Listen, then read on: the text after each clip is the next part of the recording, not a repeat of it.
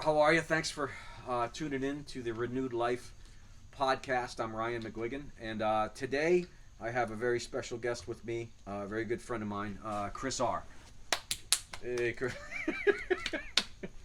I met Chris a year ago, and it was a great day for me, not probably the best day of his life, but they have exponentially increased in quality, I think, every day that I've known him. And a couple weeks ago, he reached out to me to let me know that he was coming up on a year of sobriety, and he asked me something that nobody has ever asked me before, and it's something that I'm very, very proud of. And he asked me to be there not only when he got his first chip, but first year chip, but that he would he'd be very happy if it was me who gave it to him. And I told him that as long as he did my podcast, I would gladly make that happen. So later this evening, that's going to happen at my home meeting here in Columbia, Connecticut. And it is the first AA meeting that I ever went to. And it is the one that I hold dear to my heart, and there's a lot of great guys there, and so I can't wait to give him his chip in celebration of a heck of a lot of hard work. And so on the podcast today, what I wanted to talk about is that first year of sobriety and your experience and your strength and hope that you can share, because you have made it past a milestone. And I can tell you about this milestone and how profound it is. A year after I got my first chip, I went to my doctor, and a very good friend of mine, and I think I had the flu or something. And I went to just go get some penicillin or whatnot, and he said, well, I haven't seen you in about a year and a half, and maybe I can just give you a little quick physical, because the last time you were here, you weren't in the best physical shape. And so he looked through my chart and he said, yeah, last time you were here we were going to put you on blood pressure medication. So he took my blood pressure and looked at the machine and then looked at the chart, then looked at the machine and looked at the chart. And he said, okay, what happened? And I said, what do you mean? And he's like, you have perfect blood pressure. A year and a half ago I was going to put you on blood pressure medication. You're 37 years old. What happened? And I said I quit drinking, and my doctor had known my family since before I was born, and he knew the history of my family, and he said, you quit drinking? And he said, what do you mean by quit? And I said, well, I haven't had a drink in 18 months. And he stopped and he put his chart down and his pen, and he said, a McGuigan hasn't drank for over a year. You haven't had a single drop of alcohol. And I said, no, I haven't. And he gave me a hug. And I didn't know why he was doing that. And I said, what's going on? And he said, you're a miracle, man. And I said, what do you mean? And he said, in the medical field, people who are alcoholics stay alcoholics. And in medicine, the numbers are pretty bad. And it's 1 in 20 people that are physical alcoholics can refrain from drinking alcohol for 1 year. And at that 1 year point is when doctors would sign off and say if there is a cure, that you are cured of alcoholism. Now, we don't think that way. We always believe that we're recovered alcoholics. And then we can be an alcoholic tomorrow. Actually, we could probably be an alcoholic in about 15 minutes if we really wanted to. But as of right now, two things. You are, as they say in a big book in one of the 12-step programs that we know, you are now a recovered alcoholic, which is, when you think about it, is it's pretty moving. And the second thing is, and this is the part that I have trouble not crying about, but the second thing is you're a miracle. Because 1 in 20 is 5% of the population of us ever gets to the milestone that you're at. 5%. And as my doctor told me in medicine, they call that a miracle. So he gave me a big hug and told me that I was a miracle. Now I am not giving you a big hug and telling you that you're a miracle. But I do want, I want you to let people know what your journey was like, where it started, Wow. where you were, what you did, and where you are now. From the beginning, Yep. you know, similar to many other people's stories. You know, came from somewhat of a broken home. Grew up, grew up in Long Island, New York, Gull Island, in the city with split parents. And you know, the '80s, '90s were a crazy time. Not a lot of time to parent when people had multiple kids, and you know, the neighborhood kind of raised you, and drugs and alcohol were just there. You know, like anybody else's story, I'm no different. You know, it started with some beers young in high school and smoking pot, and you know, kind of went with the counterculture of music or skateboarding or grunge or whatever, and you know, you don't realize the seeds of what's building. You know, I was fortunate as a double agent that I was able to, you know, play athletics, high school and college, and smart enough to get into college and get a degree, and you know, kind of the good time was always there. It was a crutch, you know, but I wasn't really dealing with, you know, the inner demons. You know, they always say your brain isn't completely developed until you're 25. You know, I was beating the life out of it up until 25. You know, 30s happened, and life kind of morphed into, you know, domesticating myself, you know, family, but the bug was still there. You know, came in different forms, but alcohol always kind of brought me to something that, you know, really created this false ego of myself, you know, and it really became a crutch, and it started to just not be fun. You know, the last 4 or 5 years of it were difficult. Lot of just creating a lot of drama with family.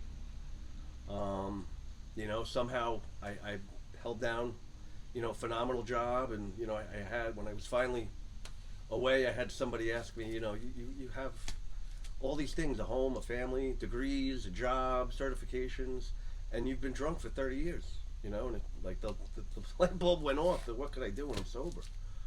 But it just got to a point, you know, we can all blame COVID. It was a tough one that I know a lot of people went through it, and I just hit a breaking point, you know, and I knew for, you know, the worst part of it was, is I knew for a couple of years that, you know, something's got to give, but you know, as the casino was a part of life too, you know, the gambling with my life, I just finally came to terms with the fact that it was going to run out, and you know, fortunate for me, somebody, whatever higher power, you know, has looked out for me, and nothing extremely drastic except, you know, the damage I've done to my body and my relationships that I'm still fortunate and blessed enough and grateful to be able to start to mend are there. And I'm really grateful that I kind of didn't get to that terrible, really rock bottom where I'm just staring death in the face. I was, and it's, you know, so many forms for different people, but I, you know, I think I knew, and it just wasn't fun, and I was fortunate enough to come across my friend Ryan here, and you know, he said, you know, I said to him, do I gotta go somewhere? And he said, if you're asking yourself that, you know, I got somewhere to go. So, you know, I think he saw that I'd come to terms with this way before, and you know, I went down to a phenomenal facility, Futures in Florida, and you know, when I walked in the door, I wasn't sober. That's for damn sure. You know, gave it my last good run. Gave it all I got because I knew I was retiring, one way or another. You know, to the point it was like, you know, when you start wanting to give up on everything that means anything to you in life. And I was there, and this one of these nurses, you know, it was late too. I remember I was taking a flight. It were taking that flight.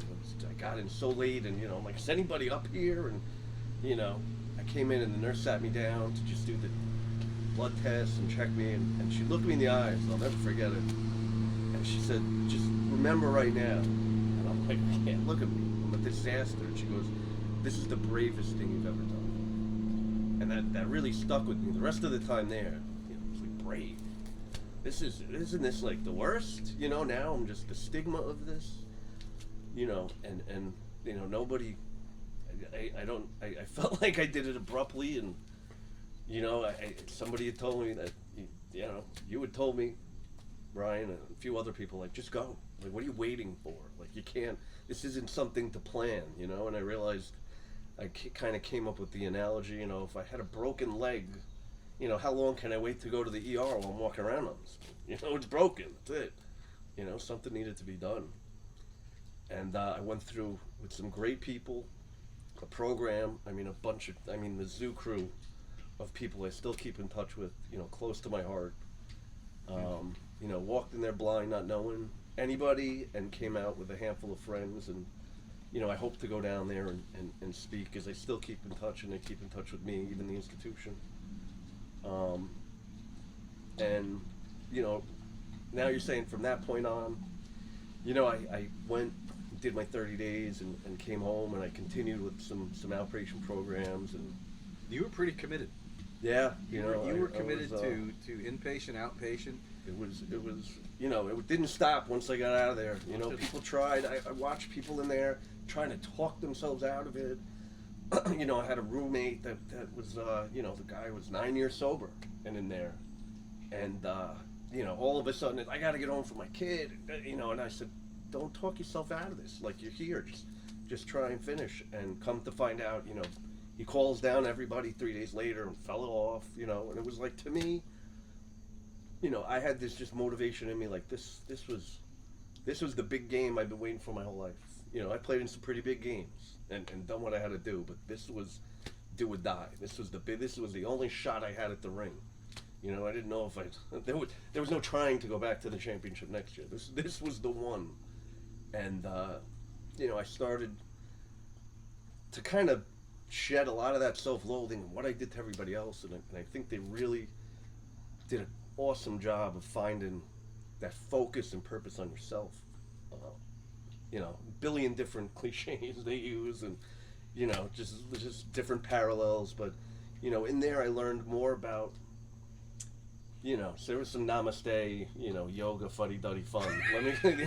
When I'm sleeping on a bench with my legs up, and the lady's like, all right, now think of a rainbow. And you're like, oh my God. And you tell everybody's, I need a drink. What am I doing here? And, but they did a lot. I think I needed some more structure. They had a lot of education that, did a lot of your past, your background, kind of your emotional center of kind of what's going on in your head. I tell everybody, my mind, on top of anxiety and any type of ADD, ADHD I had, it was, my mind sounded like, the dial-up modem in the 90s all the time, like, and it finally settled, and Ryan had even said, that stuck with me too, was like, watch like day 11, day 12, Yes. And all of a sudden, like, I was like counting the days, you're in the detox, and, they're giving, it was really scary as far as, I think I learned more about drugs and alcohol than I ever knew outside, Yeah. and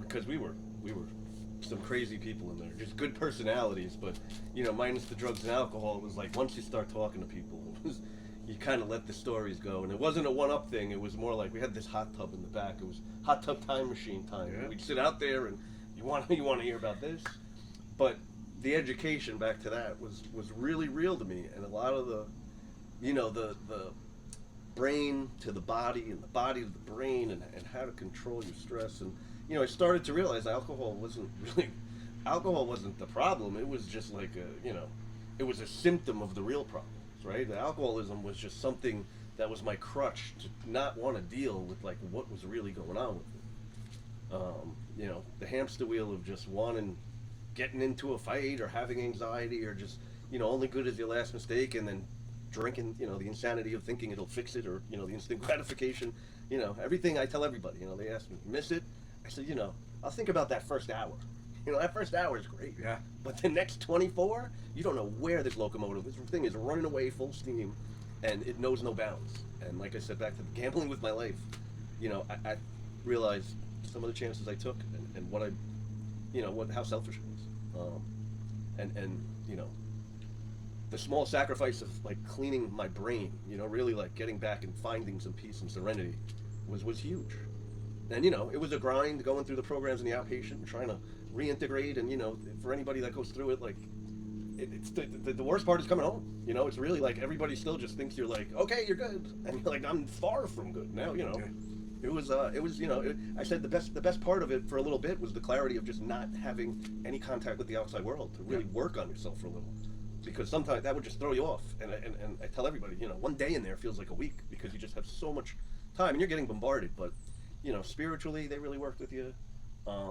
Physically, I was able to get back in the gym, but they had other PT programs for people that weren't as physically fit, and it was eye-opening because it wasn't just alcohol and substance abuse. We had mental health people in there. We had every other type of ism you could think of. So when you would sit and do some smart recovery, with somebody with an eating disorder or gambling, or it really opened your eyes that everything's a problem. There's so many things that are out there that this little devil can find whatever he wants, right? The greatest trick he ever pulled was convincing he didn't freaking exist. So, there was a big part, not only with the education, to finally kind of find your balance and your foundation.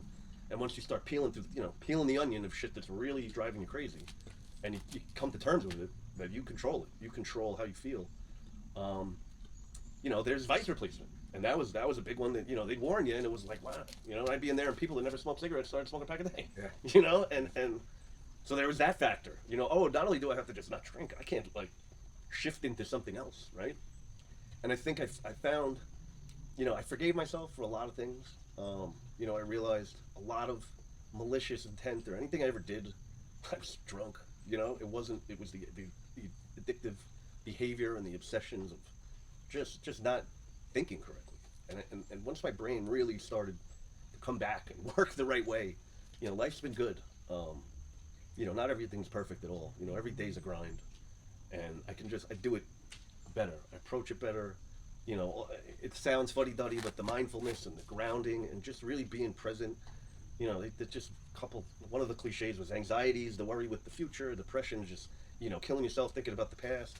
And I think I moved into a space mentally that like, I don't really want to be in that mode of, let's go grab the drink, it's sold to you. I think you were saying the other day, like, how pervasive pervasive, it is out there. And alcohol is a drug, man. It'll take you to places, it'll take you to do other things, and it'll tear you down, it does. And it's ubiquitous, slowly. it's everywhere. You can't avoid it. You can't avoid it.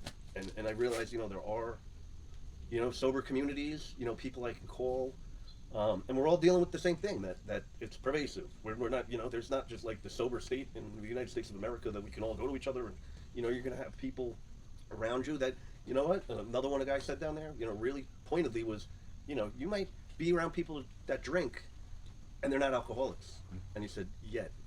And that made me really think about the impact I could have, that like maybe I could, if I lived through action, I could maybe get in front of people and, listen, if I could do what I tell people you could do, because I was off the rails.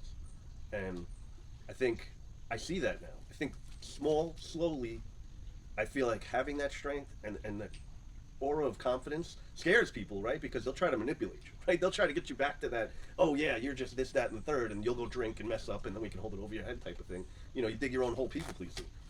And, I'm not the co-regulation, I'm not trying to change people, but if I can kind of live through action, it helps me. That's my sobriety. And I think when all of a sudden I have friends that are no angels either, but love them, but everybody's at an arm's length, so I can concentrate on what I need to do. I get those questions, I get so what's it like, or how was it down there, or, and I think because I was such a ringleader in all of life, right? I was the kid that had the older neighbors to go buy the beer, or, the girls love, it was just this kind of popularity aura of like something, I'm going to get something to pop off and people will follow, right? I got the good time going on. I think now it's the same kind of effect that I can have. I don't need that negative attention, right? Like, oh, drink to get other people to drink, to kind of build up that false ego machismo. It's like, Now I'm doing something that people are really kind of looking at themselves, you know. And if I can, you know, spark that in them, you know, that's a good day for me. That's a good day when people are questioning how can they be better, right? Because I'm trying to be, and I'm not perfect. But I think, you know, especially people that have been through it with me, they know my spirit. You know, it was buried. It was hurting. It was, you know, and I knew it was always there, but I lost faith and confidence and just got in a cycle of, you know, a lot of negative thought, and it's finally slowly building. You know, it ain't, you know, I know this is a long road, and 1 year is like, it's the first year. You know, you get through doing everything the first time, and it's a struggle. You know, it ain't. I don't ever see it not be. It's always gonna, you know, something. There's that guy right there saying you could easily have one, but you know, I think I've really come to terms with. I know how I drink, and it ain't one. That's for damn sure. And I just, you know, another one was play the tape. You know, I know where it goes, and I have a lot more peace and control over my actions, and I just kind of don't give a shit as much as I used to, where I feel like I'm okay with not drinking and knowing that I'm doing the next right thing. You know, I do, you know, everything everybody doesn't like. My chores, the gym, go to work. You know, I got my daughter's, you know, the apple of my eye, but God knows, you know. You make your bed every day? I make my bed every day. There you go. Every day. Fluff the pillows. You know, the dogs I got to feed. I got a goldfish. 6 a.m. Feed the Yeah, dogs. no, it's 4:30 for me, man. You know, that was a big thing down there. Is they said, and if I had any advice for anybody, you know, if you get in initially in a program, you know, like, you know, everybody says, oh, be a leader, not a follower. No, they tell you if you see somebody doing that, they could have a couple more days than you in there, and you're like, man, this guy gets up, he walks and watches the sunrise and goes to the gym, and you want to do that, you go ask that, you go follow that person, say, let me just jump on your regimen, man, let me get in with you, because I guarantee you that person was you 4 days before too, Exactly. and was looking for the same thing. Yeah.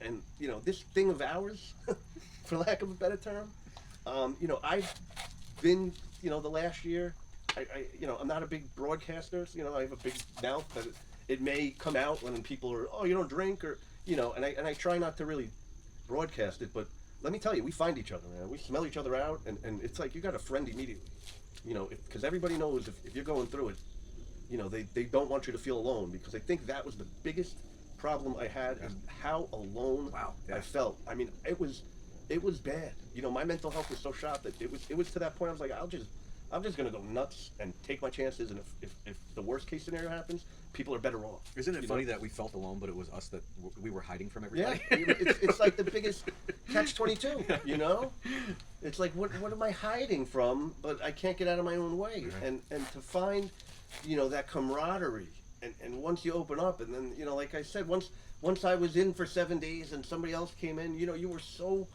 welcoming. You wanted to get to know them and see what's going on, because, you know, you had nothing better to do. Yeah. But it was, you know, a beautiful place. We had the pool, but, you know, a friend of mine sitting there said one time, he goes, don't get it twisted. You are institutionalized. But we, you know, the gravity of people that want to help each other, it was a feeling I probably never had. I never knew. You know, I think drinking it made me feel, especially in those young years, you know, like, it built a friend base. You found everybody that drank, and it was such a good time, and you were doing what the craziest thing was out there, and making the craziest memories, and everybody was talking about what you were doing. You know, like, that false ego, like, you want everybody to, like, talk about you and you know, how far you took it. And then it was like this other side of it that, like, I never knew, that, man, just everybody wants everybody to get better. You know, everybody's like, everybody's holding each other up. They had a big structure in there where it was these Native Americans, and one's pulling another one. It was a big 20-foot thing in the atrium. We walked past every day, and it was just somebody pulling somebody else up. And it was, you know, I work with project management, so I know team building and forming, storming, norming, performing. You know, it was so true.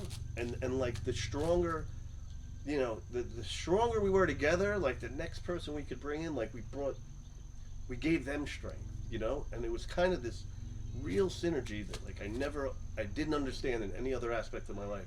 You know, sports teams is great, but it's like, you're there, you practice field, and then that's it, right? And then you're all these different people in different groups, but, you know, you're good as that team. But this was foxhole shit.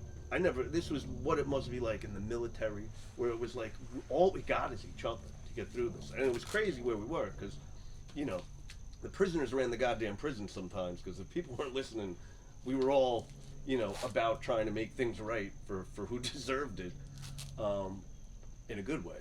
But I just, if there's anything I could say, that feeling, you know, I hold on to, and I still get up every day, and I have my cup of coffee and watch the sunrise, and I think of being there, and the people, and a big, you know, big thing that, you know, I have to deal with, and I'm sure, you know, you've told me too, is, you know, and a big thing I want to say when I'm down there, if I speak, is, you know, that room of 25 people, 24 people we had, you know, 6 of them are dead within 6 months.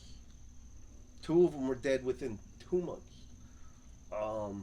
You know, multiple people I've heard relapse. You know, there's maybe 5 or 6 of us, 7 of us that, you know, still keep in touch and still monthly anniversaries. You know, they say don't count, but it doesn't matter. Do whatever you want, whatever keeps you going.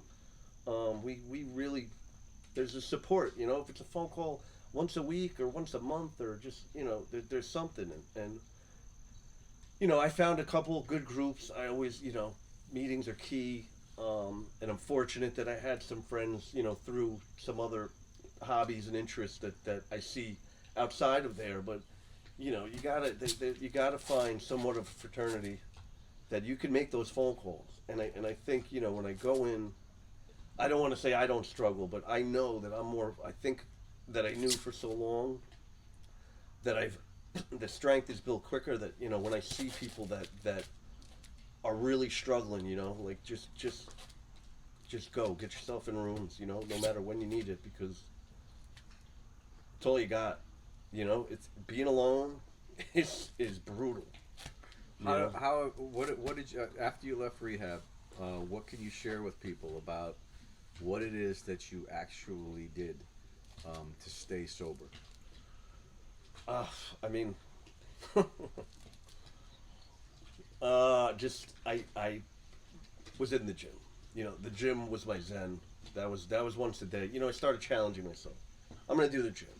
You know, I'm gonna read constantly. I was always reading. Somehow I read when I was drunk, but I'm gonna just Remember something that I read. delve in. Yeah. I'm gonna delve into books. You know, I have a really active mind. I'm just a sponge. You know, I reacclimated right back into work. You know, but like I said, you know, I did kind of some outpatient programs, and for anyone that's been through that, you know, they are tough because, you know, there is some of kind of, you know, the legal system people in there that don't give a shit. So it's a real challenge when you're in there and somebody's there because they have to be, and you're there because you want to put in the work. So that was a challenge, but it was still, you know what, at least I'm in here and not out there. And you find the people that want it too. And, you know, it may be a 3-week relationship that you just see people and you get to know each other quick, but you're all striving for the same thing. You know, it might be somebody friend for life. Well, where'd you meet people? Did you go to meetings or what'd you do? I did IOP. I mean, that was 3 nights a week for I think a month, 3 hours every night. I mean, it was intense. And like I said, there were some people in there that were there, you know, from the penal system and just didn't give a shit. So you know, you start to build that strength. Like, I don't need to let them in my space. You know, I'm here and I want to just gravitate with the people that want to do it, you know, because it's a tough industry. You know, the people that are doing social services, you know, they don't get enough credit, and they got to deal with some real pieces of work when they're trying to do good. But then I did another 12-week. I think that was once a week, and I was going to meetings twice a week, and you know, I just when I was in Futures, you know, couple big exercises on really nailing down purpose in life, and you know, my family was huge, just to be around. You know, there's always a lot of work to be done, but having you know, a child and seeing that innocence, you know, it really started to click for me that I got to break the cycle. You know, I went through this with my father, who was kind of, do what you want and live how you want to live and no consequence. And that was alcohol for him. There was, I think I went to one Yankee game with him when Mariano Rivera started and he lost in '95, and he told me, I'm never going to a Yankee game again with you. I'll drink at the bar. I will watch it at the bar. I shit you not. And I ask him all, I lived in the Bronx with him. I say, Dad, I'm taking a bus, $5 bleacher seats. You know where I'll be. I'll watch a game. And I go over and after and meet him. And, we worked. I come home in the summers, live in the city with them. And it was, day, 3 o'clock, liquid lunch. We worked all day, At 16, 17, 18 years old. I wasn't even old enough in these bars, but, he just developed, he didn't realize what he was doing because he was broke. And God bless him, not here. He died from esophageal cancer, which I learned in rehab. I'm always like, oh, he like hot sauce, he's Puerto Rican. No. Alcohol. It was, and, it was esophageal, stomach, pancreatic, liver, it's real, man. kidney. And it pains me to this day because he, maybe saw my daughter once and then passed away. I've forgiven myself for, I learned a lot about, modeling and kind of where I saw what I did and why I thought it was right or how I gravitated to it for the lazy factor. But, it was so easy, right? It's so easy to just go out and have a good time.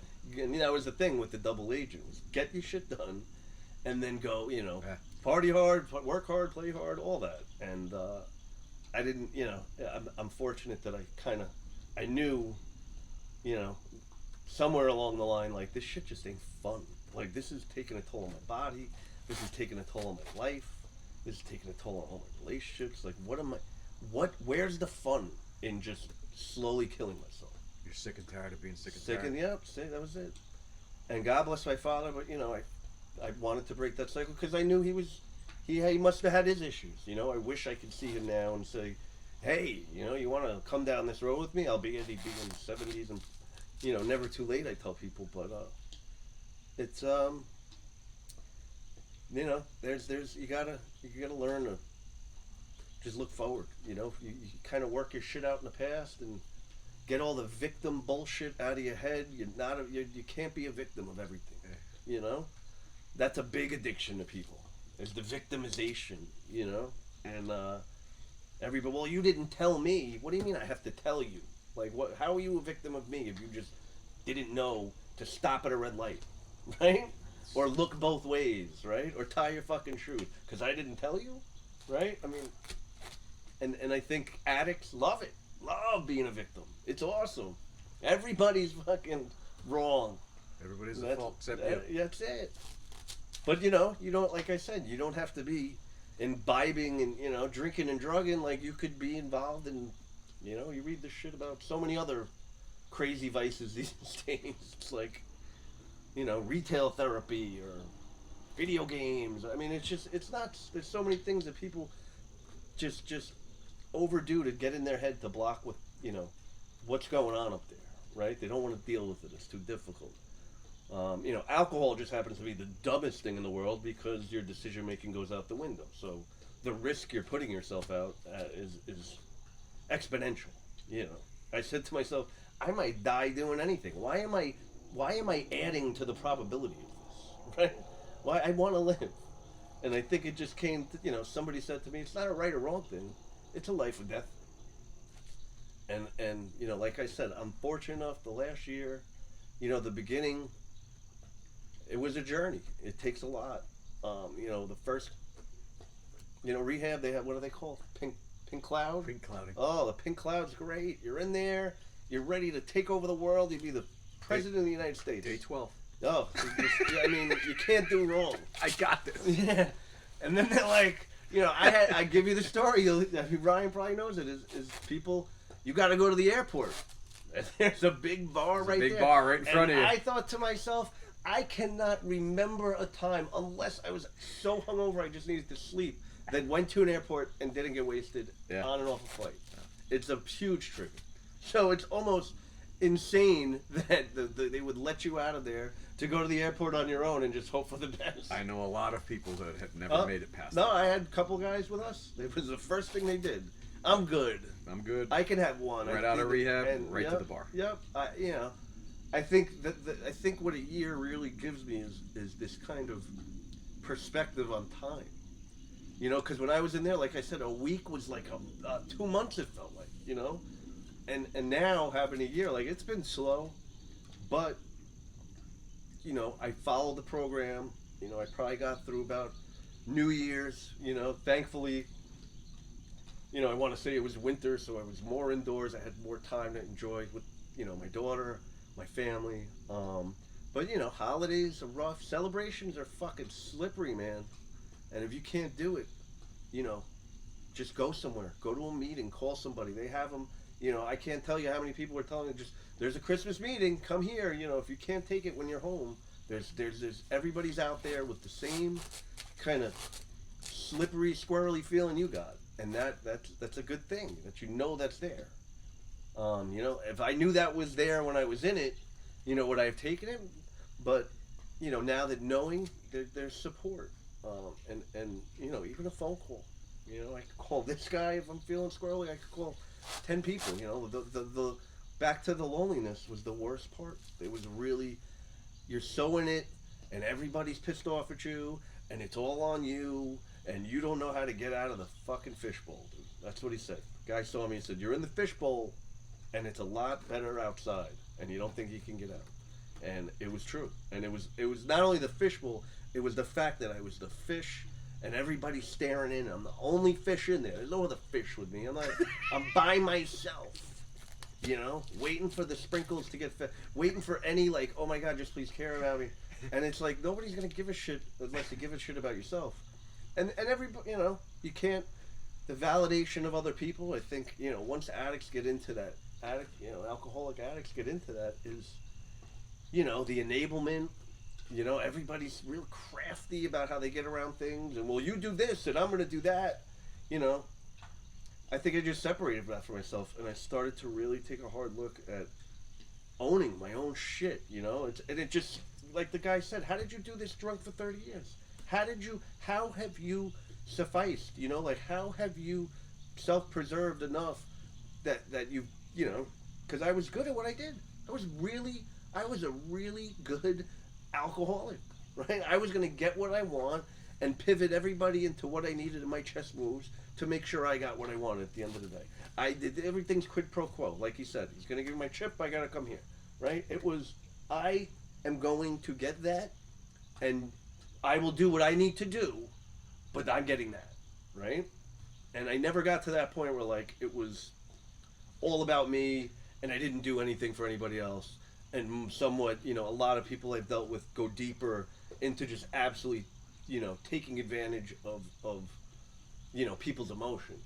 I think the one thing I always had, which, you know, take it for what it's worth, was integrity in the fact that, like, I knew I was always loyal to others, and I had integrity that I wouldn't cross those lines as bad as others, but I still did. You know, I've done things I'm not proud of, but it never went down to a point where I couldn't support myself. You know, it was almost the functional, but really extreme functional.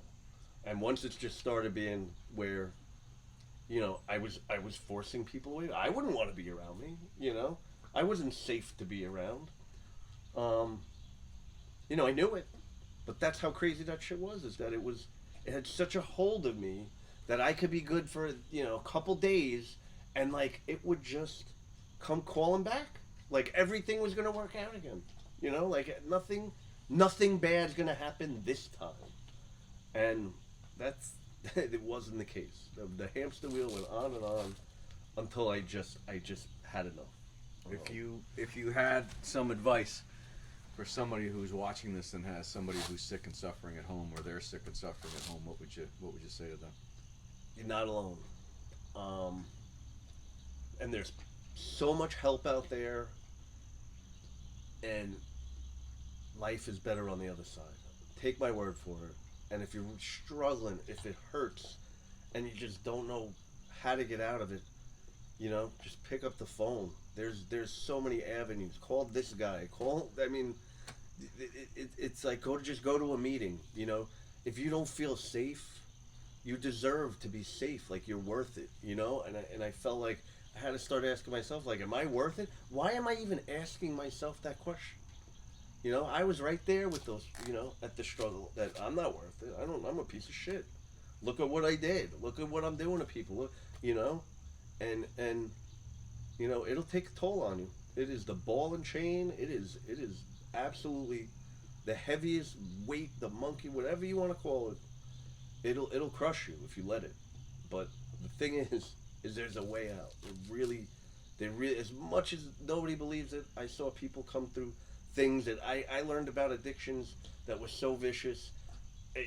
I've seen people transform, and it blew my mind because it made me grateful to say, well, I wasn't that bad, but you know, everybody has their own story, and you can get out of it. There's you know, medically, spiritually, emotionally, there's all this support out there, and don't think it's anything weak. Like I said, when that woman looked at me and said, "This is the bravest thing you ever did," at my weakest point, you know, I'm telling whoever needs it, you got bravery in you too.